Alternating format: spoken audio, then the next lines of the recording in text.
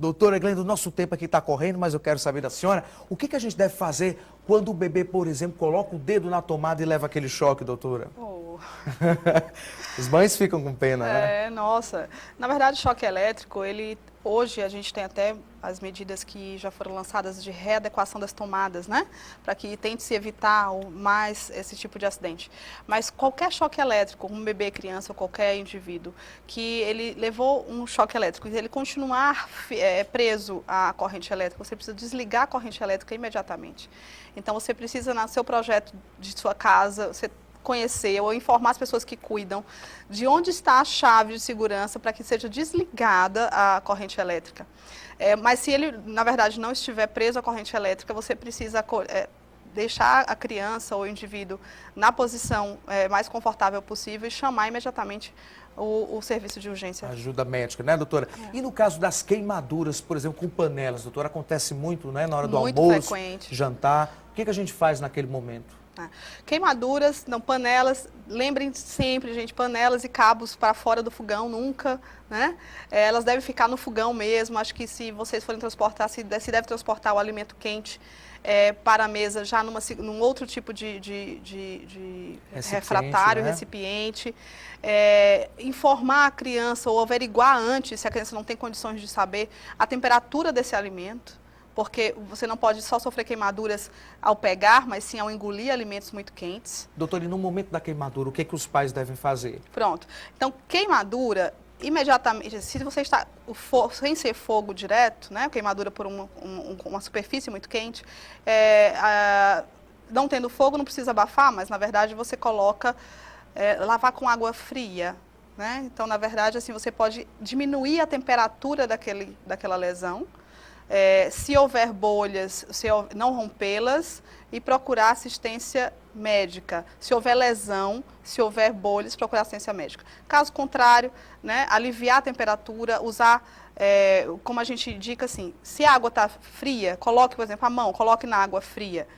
Daqui a pouco você não é gelada. Tá? É uma temperatura mais ou menos adequada para que estabeleça um equilíbrio com aquela. Porque na hora de colocar, por exemplo, pasto ou outros produtos. Todos os outros produtos que muitas pessoas pensam ou foram orientados, manteiga, margarina, pasta, ou qualquer outro creme que tem em casa, pode aumentar a área de queimadura, tá?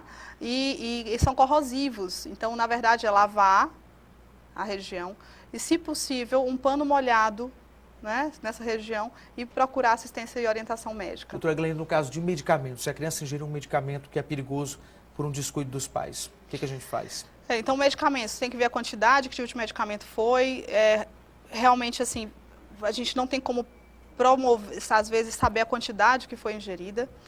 O alimento, não se sabe se vai causar alergia ou danos outros. É uma intoxicação isso. Corre para o hospital, então, né, doutora? Na verdade, assim, induzir vômito, se não é uma medida muito simples também, né?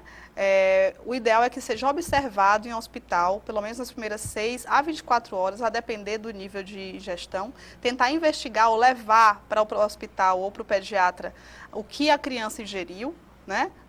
O que a pessoa suspeita que ela ingeriu. Pedir ajuda e mesmo, pedir né, ajuda, doutora? orientação especializada, porque muitas vezes é preciso fazer a retirada ou tentar retirar isso com substâncias do tipo passar sonda, fazer uma lavagem gástrica, usar carvão ativado, para que, se for num tempo ainda curto, né, que a substância não tenha sido ingerida. Tá? Então, a orientação é essa, assim, realmente ajuda, não então, deixar novamente. de procurar ajuda nesse sentido, de que, dependendo da quantidade da substância, pode ser letal. Ok, então, doutora Glenda, a próxima pergunta para a senhora, quem vai fazer é o nosso telespectador, vamos ver? Meu nome é Francisca Paz. Eu gostaria de saber o que a gente deve fazer quando tem alguma alergia, quando come frutos do mar. É outro medo de muita gente, né, doutora? De repente a gente está ali na praia ou num restaurante e aí sente aquela alergia, é perigoso, né, doutora? Quando a gente fala em alergia a frutos do mar, entenda que essa alergia pode acontecer a frutos do mar, a qualquer substância medicamentosa. O indivíduo pode não ter tido nunca uma reação daquela e um dia sensibilizar e fazer uma crise, um choque anafilático. Quer dizer, você pode desde fazer uma urticária, uma lesão em pele, até uma coisa tão grave e crítica como uma dispneia ou edema de glote e você ter uma asfixia, uma falta de ar, né, e falecer por isso. Então, entender que primeiro, se tem histórico, não se arrisque, né? Então, se você tem um histórico alérgico já na sua família, procure conhecer melhor as substâncias que você está comendo.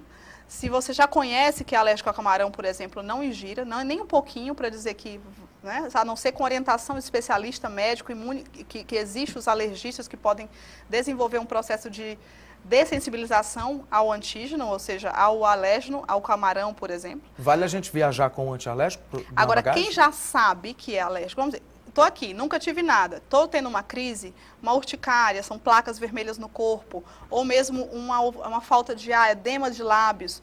Não tem outra alternativa, eu preciso ir a um pronto-socorro, eu preciso usar medicações que me cortem a crise e me protejam de uma evolução dessa alergia, que seria o choque anafilático. Em geral, vai se usar um antialérgico e corticoides para cortar o efeito. Usar ampolas de adrenalina, usar medicações numa bolsinha, isso é uma medida para quem já é alérgico. Por exemplo, pessoas que são alérgicas à picada de inseto. Imagine como deve ser a vida de alguém que está exposto o tempo todo. Tem que andar sempre, né, doutora? Então, tem que realmente o indivíduo que tem isso, ele precisa andar preparado e aí o seu médico vai fazer a sua programação, a sua receitinha de como agir nesses casos. Doutora Glenda, e quando a criança ou o idoso bate a cabeça num acidente em casa? Bater a cabeça, um trauma crânioencefálico, ele pode desde sofrer lesões por causa desse trauma, a criança ou o idoso pode, inclusive, fraturar, desde a cervical, desde o pescoço até outros ossos longos. Outra coisa importante da queda, que se bate a cabeça, o indivíduo tem que saber o seguinte, caiu por quê?